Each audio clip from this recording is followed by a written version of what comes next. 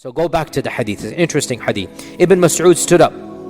By the way, this hadith is in Sahih Muslim, I forgot to mention, and it's a long hadith. Ibn Mas'ud stood up and he said, the Qiyamah is not going to come until you see these signs. And these signs haven't come, so this cannot be the Qiyamah. Number one, he said, people will not be able to divide their inheritance. This means massacres and death will be so profound that a person will have no family left. And people will not be happy over ghanima, war booty. Once again, means there's no family. Then he pointed towards Asham, Syria. He is in Iraq. He points towards the land that is known as Asham. And he said, and an enemy will gather forces against the Muslims, and the Muslims will gather forces against them. A man in the audience said, do you mean Ar-Rum, the Romans? He said, yes. Now the Romans refers to European civilization, the Christian empires. And there's no problem extrapolating the concept of Romans to the modern nations that look up to that empire as being their, if not biological, their theological and their intellectual ancestors. We all know, went over this as well. So the term Rome can de facto apply to the majority civilization, the superpowers of our times. So, and by the way, this is interesting because again, these are predictions that we are now seeing taking place. So Ibn Mas'ud said, yes, I mean the Romans. And at that time there will be a severe fighting, a fierce fighting. The Muslims will send a battalion to fight to death, and they will not return. They will die. They will fight until night. Neither side will be victorious over the other. On the second day, the Muslims will send another battalion, and they will fight to death, and they will not return victorious.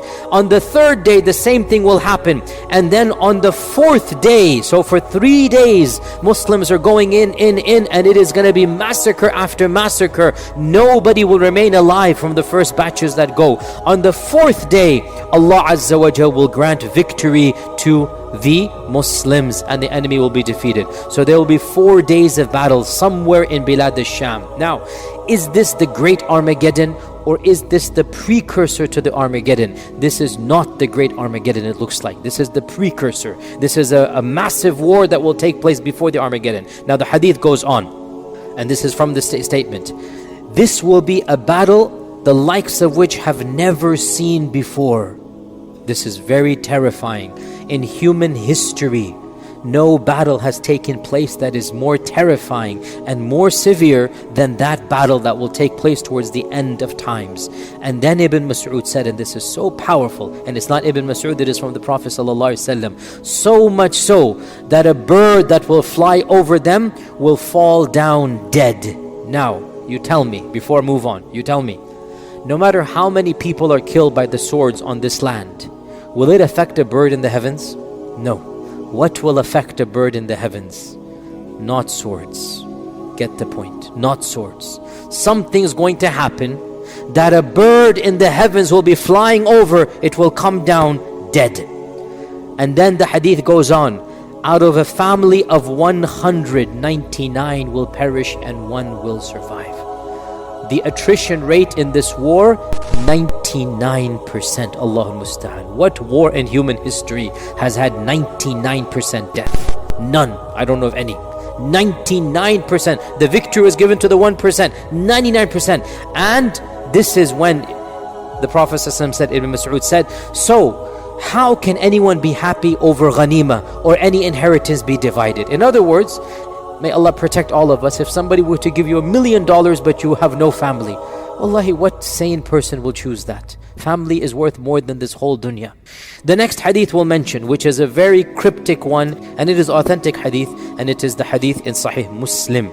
Abu Hurairah narrated that the judgment will not come until a room will come out to fight you at a place called A'maq or Dabiq. Now, Dabiq is, and A'maq is close to it. Dabiq is a city in Syria. And the so-called Islamic State took it as its capital. And they intentionally fought to get a small city, a very mid-sized or small-sized city. They wanted to capture that city. Why? Because it's mentioned in this hadith. And we had said a few weeks ago that it is not allowed to do what? Do you remember? I mentioned this very clearly. It is not allowed to do what? write a screenplay from the hadith. We don't write a Hollywood drama from the hadith. It happens, it will happen. We do not extract a drama and enact it. We've seen what happened throughout history when people have attempted to do that. No, we don't do that.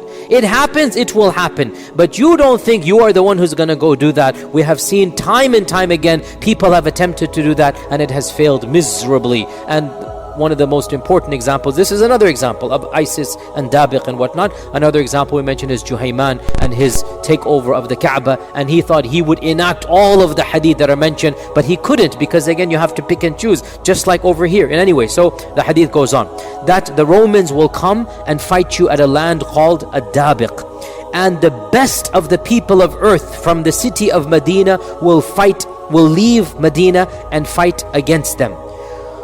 When they are getting ready for war, lining up for war, listen to this, very cryptic. The Romans will say to the Muslims, leave us with the group amongst you who have forsaken their religion. We want to fight them. I'll explain. The Muslims will say, La wallahi, we will never leave our brethren and will never abandon them to you. I'll finish the hadith and then explain. So the battle will rage on. The battle will rage on. 1/3 of the Muslims will retreat out of cowardice, and Allah will never forgive them. When the battle gets tough, they will flee, and the Prophet ﷺ said they will never be forgiven. 1/3 will be killed, and they will be the best of shuhada. They stood their ground, they died martyrs, and they will be the best of shuhada. And 1/3 will conquer, 1/3 will win, and they will not be tested. Maybe the test of the grave, maybe the test of the akhirah. They will not be tested. Allah will bless them and they will not be tested. And they, meaning that 1/3, will then conquer Constantinople. Again, we'll explain this in a while. It's a long hadith. When they will be dividing their ghanima, after they've hanged their swords on the trees to be oiled, then they will hear Shaitan cry out that Dajjal has appeared amongst your children. Thinking it to be true, they will march to fight the Dajjal, but they will find it to be a lie, and they will reach Bilad al-Sham, Syria, and when they have lined up to pray Fajr, that is when Isa ibn Maryam will come down after the Dajjal has actually come, and he will then lead the Muslims in war and battle. And when Aduwallah, the Dajjal, sees Isa ibn Maryam, he will melt like salt is dissolved in water. And the Prophet ﷺ said, if he were to be left in that state, he would die, but Isa will kill him, and the people will see the blood of the blood of Dajjal on the weapon of Isa. End hadith. Now, again, this hadith is very, very cryptic. It mentions many things. First and foremost, it also reiterates the previous concept of a massive war between the Romans and the Muslims. Now, in this hadith, it mentions 1/3 only will die, whereas the previous hadith mentions 99% will die. As I said, it appears there will be multiple battles, not just one. And in some of them 99%, and in some of them 1/3.